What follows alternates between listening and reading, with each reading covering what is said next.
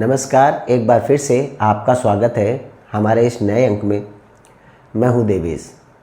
इस अंक में हम बात कर रहे हैं प्रधानमंत्री मोदी को लेकर।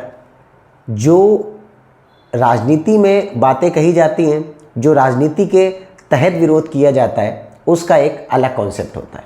कई बारी हमने देखा हुआ है कि राजनीतिक जो प्रवक्ता रहते हैं राजनीतिक पार्टियों के, वो अक्सर डिबेट शुरू होने के पहले और डिबेट खत्म होने के बाद जिस तरह आपस में मिलते हैं, उससे यही बात प्रतीत होती है कि ये हमको टीवी देखने पर तो लड़वा सकते हैं, मगर वाकई में इनमें जो मित्रता है वो शायद ही किसी में हो।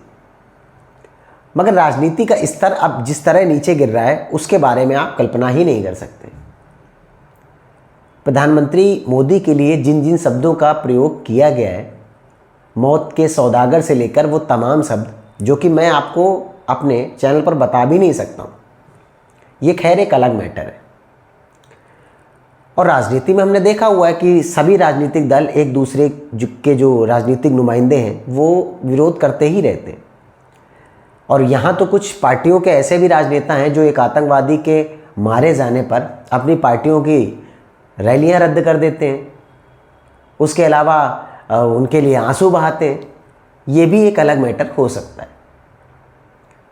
मगर ये जो वीडियो मैं आपके लिए लेकर आया हूँ, ये काफ़ी स्पेशल इसलिए भी है, जब आप किसी का हाल पूछें, वो अपना हाल तो बताए, मगर हाल बताने के बाद अपना वही चेहरा, वही व्यक्तित्व वो दिखाए जो वाकई में एक नफरती एजेंडा को बढ़ावा दे रहा हो, और ख़ासकर उसके मन में सामने वाले के लिए इतनी नफ़रत है कि अगर वो उसको पानी पिलाने भी आया हो उसकी मुसीबत के समय, तो उसको यही नज़र आएगा कि कहीं ऐसा तो नहीं इसने जहर मिला दिया हो।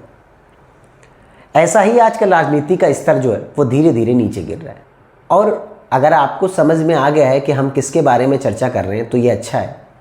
और अगर आप अभी तक नहीं समझ पाए हैं, तो हम आपको बताते हैं कि ये पूरा मामला क्या है, और आखिर ये पूरा जो मामला है वो किस बात को लेकर, किस चीज़ को लेकर प्रेरित है। हम बात मल्लिकार्जुन खड़गे को लेकर कर रहे हैं, जो कि कांग्रेस पार्टी के अध्यक्ष तो हैं, मगर वो ऐसे ही अध्यक्ष हैं जैसे कि मनमोहन सिंह प्रधानमंत्री हुआ करते थे। आप सोच कर देखिए कि जब मंच पर वो भाषण दे रहे थे, उनके मुंह से वो तमाम शब्द भी नहीं निकल रहे थे। उनकी तबीयत काफ़ी बिगड़ गई थी, चूँकि बुज़ुर्ग हो गए हैं, लगभग 85 साल उनकी एज हो गई है। कहा जाता है कि वो दलितों के काफ़ी बड़े नेता हैं।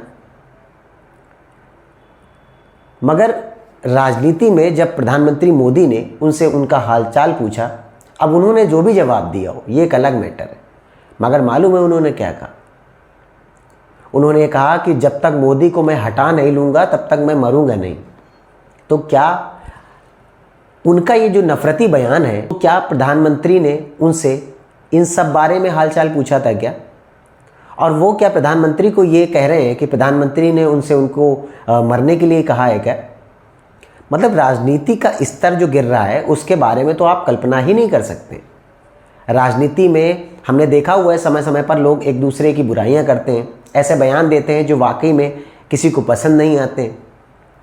मगर क्या आप अपने बयानों के ज़रिए, और ख़ासकर जब आप बुज़ुर्ग हैं, एक किसी भी पार्टी की चाटुकारिता करने के लिए अगर आप अपने बयान को और अपनी भाषा शैली को, इसका जो स्तर है वो इतने नीचे तक ले जाएंगे, तो मुझे जहाँ तक ऐसा लग रहा है कि वो दिन दूर नहीं है जब राजनीति में जो तालमेल अभी दिखाई देता है वो घर परिवारों तक छिड़ सकता है। यानी कि विरोध का वो तरीका जो आपस में परिवारों में भी लड़ाई करा सकता है। क्या कोई प्रधानमंत्री किसी पार्टी के चुने हुए, या हम ये कह सकते हैं कि बनाए हुए अध्यक्ष के खिलाफ ये सोच सकता है क्या कि वो मर जाए?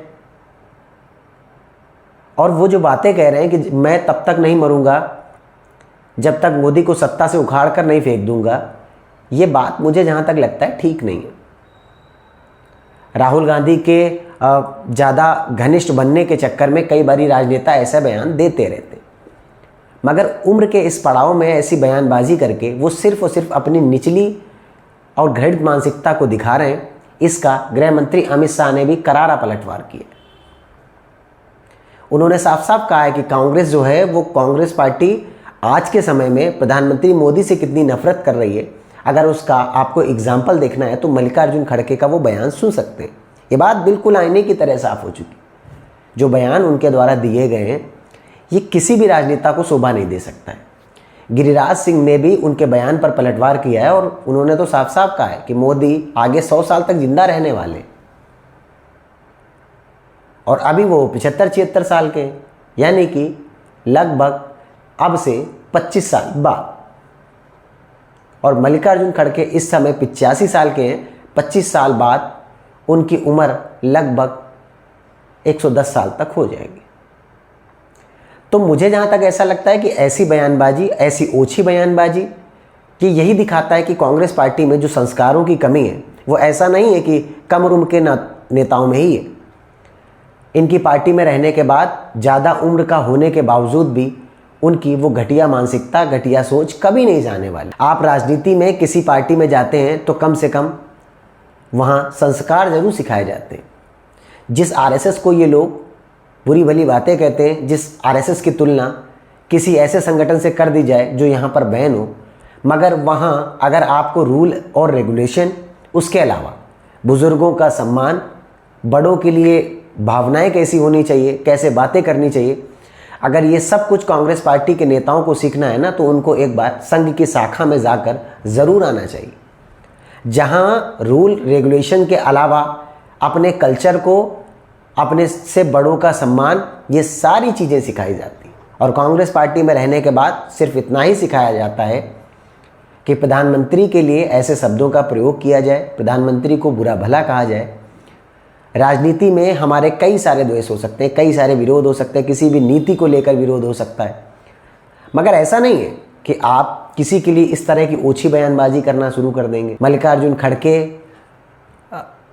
ये सब राजनेता ऐसे हैं कि जिनको प्रधानमंत्री ने चुनावों में हराया है। पिछले लोकसभा के इलेक्शन में राज्यसभा के कोटे से ये लोग जाकर वहाँ पर पहुँचे।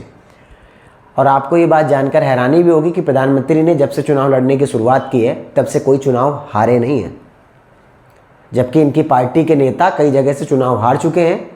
और अब मल्लिकार्जुन खड़गे को उन्होंने अध्यक्ष जो है वो नियुक्त कर दिया है, सिर्फ इस वजह से कि जो हार का ठीकरा फोड़ा जाता है उसके लिए एक हमारे पास ऐसा इंसान होना चाहिए जिसका हम समय समय पर यह भी दिखा सके कि ऐसा है तो वैसा है। अब इसी पूरे बयानबाजी को लेकर जम्मू कश्मीर का इलेक्शन हो या हरियाणा का इलेक्शन हो, दोनों जगह ये राजनीतिक जो बयानबाजियाँ हैं वो चलने वाली हैं। और मुझे जहाँ तक ऐसा ही प्रतीत हो रहा है कि ये जो बातें अब निकल गई हैं इस पर रिटर्न आने का कोई मौका नहीं। उसके अलावा मैं आपसे बस इतना ही कहना चाहता हूँ कि राजनीति में विरोध करिए, विरोध करने के और भी तरीके हैं, मगर प्रधानमंत्री के लिए ऐसे शब्दों का प्रयोग करना ये ठीक नहीं है। और एक बार फिर से हम आपका शुक्रिया इस बात के लिए भी अदा कर रहे हैं कि हमारे चैनल को आज से 1 साल पूरे हो चुके हैं और हमने वो तमाम उपलब्धियाँ आप लोगों के सपोर्ट की वजह से हासिल कर ली हैं, जिसके लिए लोग मेहनत करते हैं। मैंने भी मेहनत करी, आप लोगों के प्यार ने ये प्रूव भी कर दिया है कि अगर सच्चे मन से कोई काम किया जा रहा है तो उसमें एक ना एक दिन सफलता ज़रूर मिलती है। आपकी इस मुद्दे पर क्या राय है कमेंट सेक्शन पर ज़रूर बताएं। वीडियो को ज़्यादा से ज़्यादा शेयर करें, चैनल पर नए हैं तो सब्सक्राइब ज़रूर करें।